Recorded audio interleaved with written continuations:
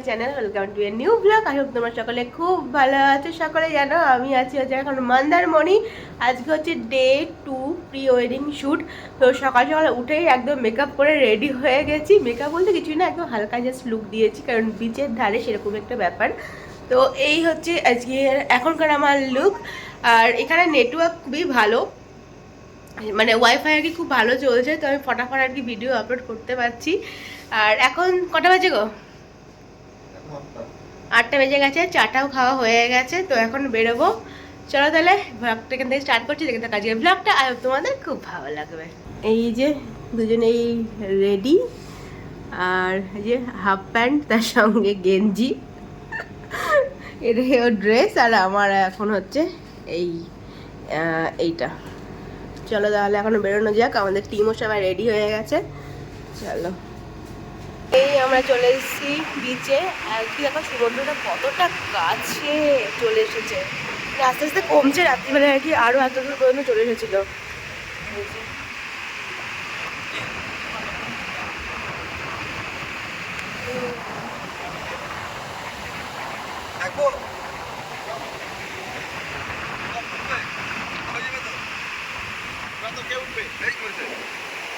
রাখলাম যে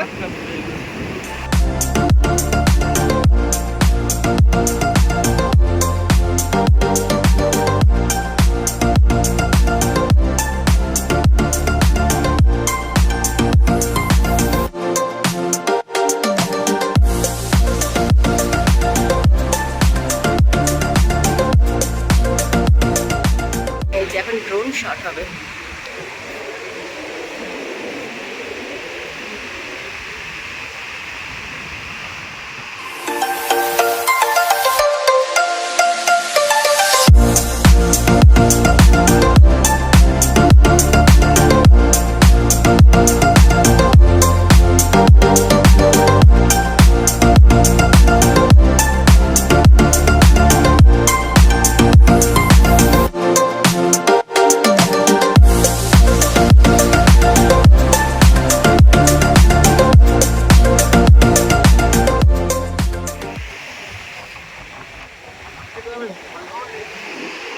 অনেক শ্যুট চলছে এখনো, কিন্তু ক্লিপগুলো আমি দেখাতে পারছি না, কারণ আমার কাছে আর কি ফোন আছে। এই যে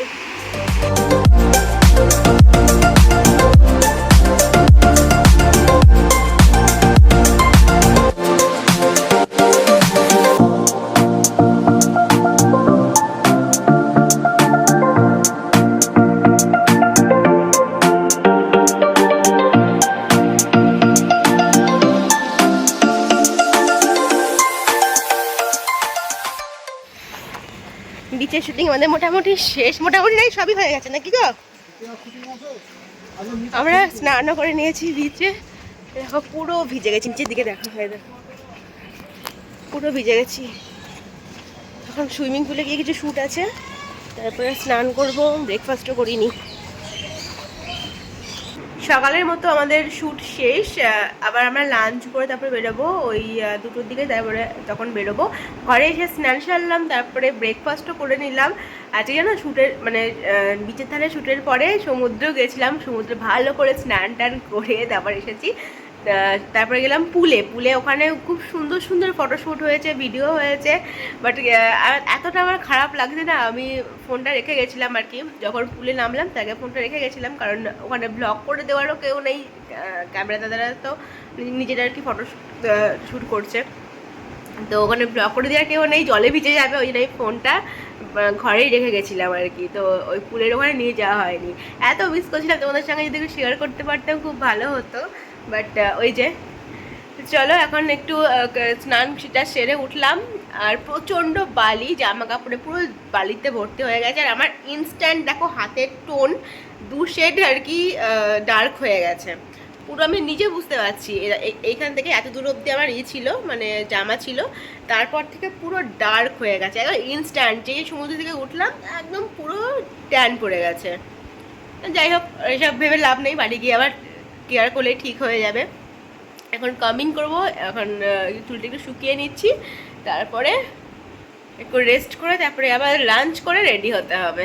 শ্যুটের ফাঁকে ফাঁকে যতটা পারছি তোমাদের সঙ্গে শেয়ার করার চেষ্টা করছি, সবসময় তো আর সেটা হয়ে উঠছে না, বা কাউকে যে সবসময় বলবো যে করে দাও একটু ভিডিও, কীরকম একটা লাগে না, ওই জন্য যতটা পারছি নিজে সেটুকুই তোমাদের সঙ্গে শেয়ার করছি।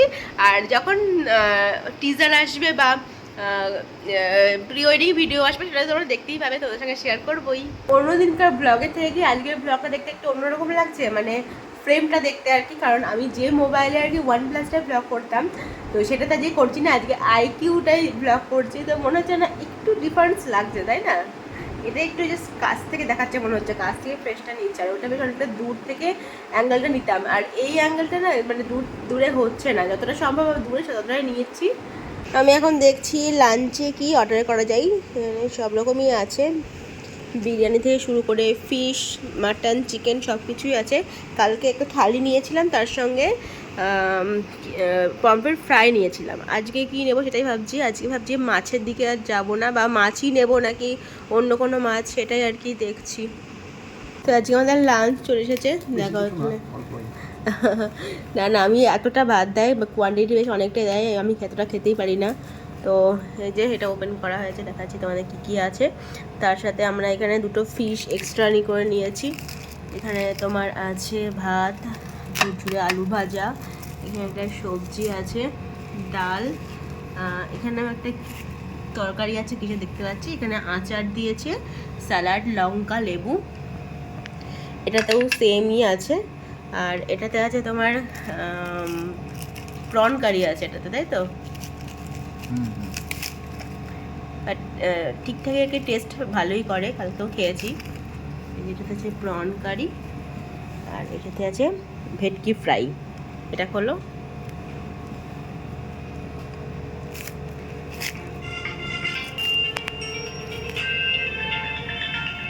এটা হচ্ছে ভেটকি ফ্রাই, এটাতে একটা হচ্ছে পোস্ত দিয়ে কোনো একটা সবজি হবে, আর এটা অন্য একটা সবজি দিয়েছে।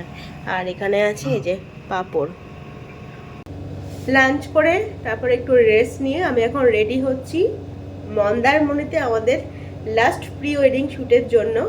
তো এটাই হচ্ছে আমাদের লাস্ট ডে মন্দারমণিতে। আমাদের বাস হচ্ছে এখান থেকে 7:30 8টা নাগাদ। তো শ্যুটের পর আমরা বেরিয়ে যাব এখান থেকে। তো লাস্ট শ্যুট এর জন্য রেডি হচ্ছি মন্দারমণিতে, তবে প্রি ওয়েডিংয়ের লাস্ট শ্যুট না, এখনও প্রি ওয়েডিংয়ের শ্যুট বাকি আছে, বাট মন্দারমণিতে এটা আমাদের লাস্ট শ্যুট। তো এখন যাবো, ওই জন্য রেডি হচ্ছি। এই যে রেডি হয়ে গেছি একদম, জুতোটা পরবো আর জাস্ট বেরিয়ে যাবো। এসে যাবো, সব কিছু গুছিয়ে নিতে হবে, সব কিছু কি ছেটানো আছে, মোটামুটি গুছানো হয়েছে, আর অল্প একটু ছেটানো আছে, এসে গুছিয়ে নেবো। চলো, আমরা এখন এসেছি এই জায়গাটায়, এখানে একটা শট হবে আমাদের এই ঘাসের ওপরে।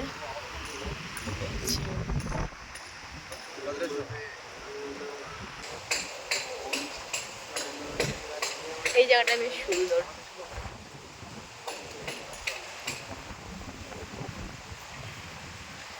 এখানে দেখো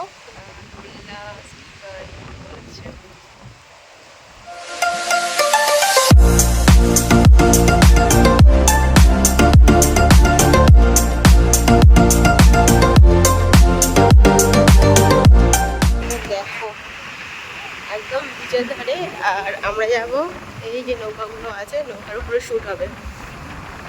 এই যে সব ট্রলারগুলো, সে কাঁকড়ার গর্ত, প্রচুর লাল কাঁকড়া।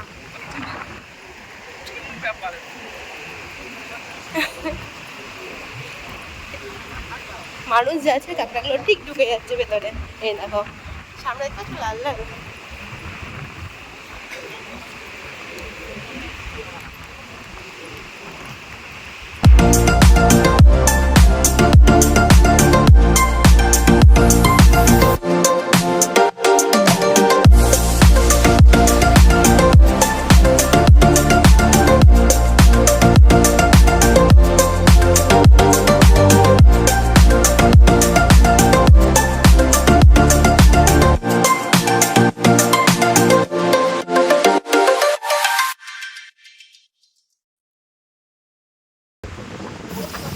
আমাদের মন্দারমণির শ্যুট কমপ্লিট, এই যে সব দাদারা, প্রচুর বালি উঠছে, মানে আর এখানে পুরো মরুভূমির মতো বালি। একবার সব বাই করে দাও।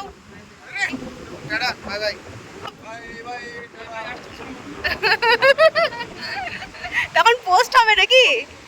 Post wedding. চলো, জায়গাটা কিন্তু সুন্দর, বাট ভীষণ বালি উঠছে। Bye bye Mandarmani. বাড়ি এসে মানে ঘরে এসে আর একবার আর কি স্নান করলাম, একদম মাথায় জল দিয়ে ভালো করে স্নান করলাম, কারণ বালিতে পুরো ভর্তি হয়ে গেছিলো। আর দেখো আমাদের ব্যাগ প্যাক একদম কমপ্লিট হয়ে গেছে, জাস্ট বেরোবো। আর আর একটু পরে আর কি অটো আসবে।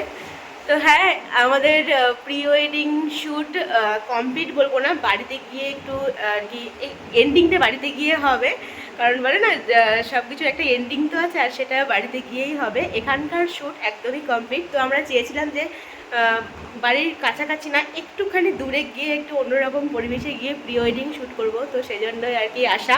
তবে যদি তোমরা আসো, তোমাদের বলবো যে হাতে একটু সময় নিয়ে এসো, আমাদের সময়টা ভীষণই কম ছিল, 2 দিনের মধ্যে সবটা কমপ্লিট করতে হয়েছে একটু তাড়াহুড়ো করে। আমরা মনে হয় কিলোমিটারের পর কিলোমিটার হেঁটে গেছি, প্রচুর হেঁটে গেছি। প্রি ওয়েডিং শ্যুট মানে সত্যি যারা মানে এক একটা ছবির পেছনে, একটা ভালো ছবির পেছনে প্রচুর খাটনি থাকে, 3বার 4বার করে রিটেক নিতে হয়। আর কত কিলোমিটার যে আমরা শুধু হেঁটেই গেছি তার কোনো ঠিক ঠিকানা নেই। তবে হ্যাঁ, প্রচুর পরিশ্রমও আছে, যেমন সুন্দর সুন্দর ছবি তোমরা দেখতে পাও, তেমন তার পেছনে প্রচুর পরিশ্রমও আছে। যাই হোক, 2 দিনের মধ্যে আমাদের এখানকার মন্দারমণির প্রি ওয়েডিংয়ের শ্যুট কমপ্লিট হলো। আর তোমাদের সাজেস্ট করবো, হ্যাঁ অবশ্যই এখানে আসতে পারো, ছবিগুলো দুর্দান্ত ওঠে। আমরা বাজার একদমই এক্সপ্লোর করতে পারিনি, ইচ্ছা ছিল আর কি। আরে একটু কমাও সাউন্ডটা। ইচ্ছা ছিল যে প্রি ওয়েডিংয়ের শ্যুটে প্রি ওয়েডিং শ্যুটের সাথে সাথে একটুখানি ঘোরাঘুরিও করবো, বাট ঘোরাঘুরি বাদ দাও, কিচ্ছু ঘোরাঘুরি হয়নি। জাস্ট ওই চেঞ্জ করে গেছি ড্রেস, মেকআপ করেছি, প্রি ওয়েডিং করেছি, আবার ঘরে এসেছি, খেয়েছি, ব্যাস এইগুলোই হয়ে গেছে। তাই তোমাদের বলছি যদি আসো তো একটু হাতে টাইম নিয়ে আসবে। 3 দিন, হ্যাঁ 3 দিন পেলে তাও এনাফ, কারণ আমরা 2 দিন টাইম নিয়েছিলাম। কালকে সকালে এন্টার করেছি, আর আজকে সন্ধ্যাবেলায় আমাদের হচ্ছে বাস। কালকে আমরা যে বাসটা আর কি এসেছি সেই বাসটাতেই আজকে আমরা আবার বহরমপুর ফিরবো। তো হ্যাঁ, এক্সপিরিয়েন্স বলতে গেলে খুব ভালো, মিক্সড এক্সপিরিয়েন্স একদম, সব দিক থেকেই ভালো। শুধু একটু যদি বাজারগুলো এক্সপ্লোর করতে পেতাম তাহলে খুব ভালো হতো। Bye bye. আমাদের শুট কমপ্লিট। আমরা আপাতত কোস্টাল ভিউ যে হোটেলটায় ছিলাম, তো চলে যাওয়া যাক, একবারে শেষ ভিডিওতে দেখা হবে। Tata, bye bye. আমাদের এখানে চাটা খাওয়া হয়ে গেছে, বেরিয়ে এসে চা খেলাম। যে হোটেলে চা খায়নি, কারণ গাড়ির টাইম হয়ে গেছে, আর 10 মিনিটের মধ্যে গাড়ি ঢুকবে। আরাধনা বেরোতে এসেছিলাম ওইটাই, তো চাটা খেয়ে নিয়েছি এখান থেকে। তো চলো বাই বাই মন্দারমণি। একটু মন খারাপ তো হচ্ছেই, যে আসবো আসবো আসবো এরকম একটা ছিল, শপিং করা একটা উত্তেজনা ব্যাপার ছিল যে আসবো আসবো। হ্যাঁ, মন্দারমণি তবে হয়ে গেল প্রি ওয়েডিং। তবে ঘুরতে পারলাম না, পরে একবার আসবো অবশ্যই, তখন ঘুরবো। না, এই বাসটা না, চলো। উঠে যাচ্ছি ভেতরে।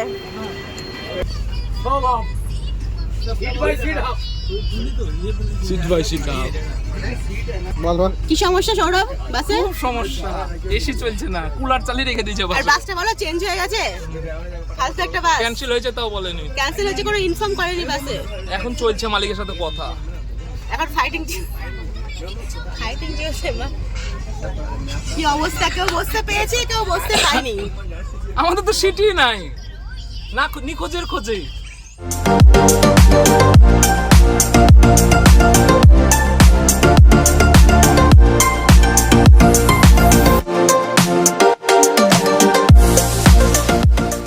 সকাল 7:30 নাগাদ আমরা বাড়িতে পৌঁছে গেছি। তোমরা আগের ক্লিপেই দেখলে যে কিছু একটা ব্যাপার চলছে, গন্ডগোল চলছে, বাট তোমাদের সঙ্গে আর ক্লিয়ার করে বলা হয়নি। তোমাদেরকে জানাই যে যেদিনকে আমরা গেলাম সেদিনকে আমরা বাস সার্ভিস নিয়ে বলেছিলাম আরাধনার, ভীষণই ভালো ছিল, খুব ভালো ছিল। বাট আসার দিন সেটা একদম ব্রেক করে যায়, একদম আমাদের একটা বাজে এক্সপিরিয়েন্স হয়। আমাদের তো ওখান থেকে আটটা নাগাদ মন্দারমণি থেকে বাস ছিল বহরমপুরের জন্য, সেম বাস আরাধনা যেটাতে আমরা গেছিলাম সেটাতেই ফেরত আসতাম। তো হঠাৎ দেখি যে সেই বাসটা চেঞ্জ হয়ে, মানে যখন আমরা জানিও না কিন্তু যে অন্য বাস আর কি চেঞ্জ হয়ে গেছে, মানে ওই বাসের আর কি এসি খারাপ হয়ে গেছিলো, সেই জন্য অন্য একটা বাস আর কি চেঞ্জ করেছে। তো আমরা জানি না যে বাসটা চেঞ্জ হয়েছে। যখন বাসটা আসছে তখন দেখছি যে যখন কন্ডাক্টর বলছে আর কি যে ওই বাসটা চেঞ্জ হয়ে গিয়ে এই বাসটা দেওয়া হয়েছে। তো ঠিক আছে, কোনো ব্যাপার না, ঠিকই আছে। তারপর আমি ভেতরে ঢুকে দেখি এই পর্যন্ত তো সব কিছু ঠিকই ছিল, বাস চেঞ্জ হয়েছে, এরকম খারাপ হতেই পারে, এসি, কোনো ব্যাপার না। যখন আমি ভেতরে ঢুকছি মনে হচ্ছে পুরো এটা কোনো টিকিট কাটা, মানে আগে থেকে প্রি বুকিং করা এসি বাস না, একটা যেরকম আর কি নর্মাল বাস হয় সেরকমই। মানে ভেতরে পুরো গ্যাদারিং একটা অবস্থা, সিট বাই সিট সব ভর্তি লোক। তারপরে তোমার যে স্লিপারগুলো আছে সেরকম মানে ভীষণই প্যাকড আপ টাইপের। এসি ঠিকমতো কাজ করছে না, একটুও ঠান্ডা হচ্ছে না, ভেতরে যা অস্বস্তি, শুধু হালকা হালকা কুলার চলছে, একটুও ঠান্ডা নেই। আর অত প্যাসেঞ্জারের ভিড়ে রীতিমতো সবারই একটা অস্বস্তি বোধ হচ্ছে। তো আমরা যখন বাসে উঠলাম, তো উঠে তো গেছি, উঠে গিয়ে কোনো সিট নেই।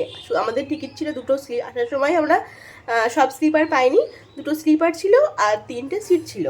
আমরা কোনো রকমে একটা স্লিপার পেয়েছিলাম, তার মধ্যে আমাদের যে ক্যামেরার ব্যাগ ছিল সেটা তো আর তোমার নিচে রাখা যায় না, সেটা তো সবসময় উপরে রাখতে হবে, ক্যামেরার ব্যাগ। তারপরে আমার যে পার্স, তো সেই ক্যামেরার ব্যাগ, ড্রোনের ব্যাগ, পার্স, সেগুলো আমরা সবাই মানে একটা জায়গাতে সব ভরে দিলাম।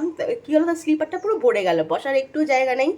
আমি কোনো রকমে বসে থাকলাম, অর্ঘ কোনো রকমে বসে থাকলো, বাট বাকিদের কোনো বসার জায়গা নেই, কিচ্ছু না। কন্ট্রাক্টরকে ফোন করা হচ্ছে যে এদিকে আসুন, একটু ম্যানেজ করে দিন, যে কোথায় কি, আপনারা তো বলবেন যে না টিকিট কাটা আছে, তাহলে কোথায় সিট সেগুলো তো বলবেন।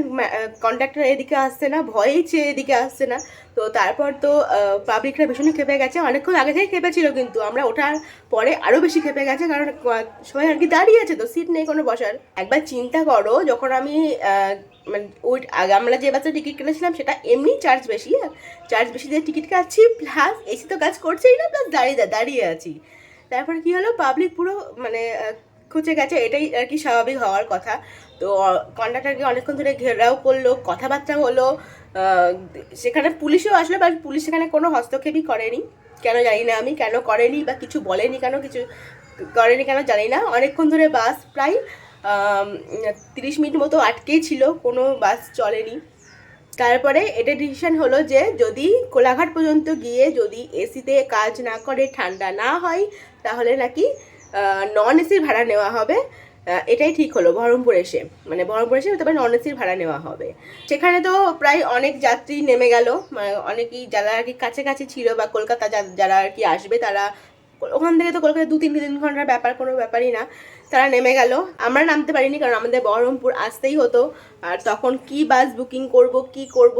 হ্যাঁ, একটা ব্যাপার হচ্ছে, ঠিক আছে একটা বাস খারাপ হতেই পারে, কোনো ব্যাপার না, তো তুমি যখন চেঞ্জ করছো সেই পরিবর্তে সেরকম বাস দাও যেরকম সেটার সাথে কোয়ালিটি ম্যাচ করে, সেরকম বাস দাও। অথবা আমরা বাসে ওঠার আগে মোটামুটি 5-6 বার কন্ডাক্টরকে ফোন করেছি যে বাস কোথায় আছে, কখন ছাড়ছে, কখন ঢুকছে, ফোন করেছি। তো তখনও একবার আমাদের ইনফর্ম করতে পারতো যে আমাদের ওই বাসটা ক্যান্সেল হয়ে গেছে, অন্য বাস আমরা দিচ্ছি বা কিছু, কোনো রকম কিছুই ইনফর্ম করেনি। তাহলে আমরা দেখতাম যে ট্রেন টিকিট করতাম বা কিছু একটা ব্যবস্থা তখন নেওয়া যেত। কিন্তু বাসে ওঠার পর এরকম সিচুয়েশান ফেস করবে সেটা তো মানে কেউই বুঝতে পারেনি।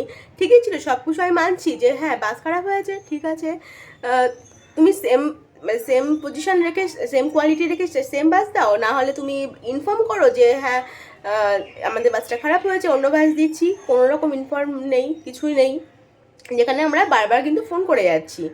দেখো আমি কোনো কিন্তু খারাপ কিছু বলছি না, যেটা আমার সঙ্গে এক্সপিরিয়েন্স, যেটা আমি করেছি সেটাই আমি বলছি, যে এরকম একটা বাজে ব্যাপার, যে আমি তোমাদের সঙ্গে প্রথম দিন শেয়ার করলাম যে একটা ভালো এক্সপিরিয়েন্স আরাধনার, আসার দিন একটা বাজে এক্সপিরিয়েন্স, তো সবটা কিন্তু তোমাদের জানালাম।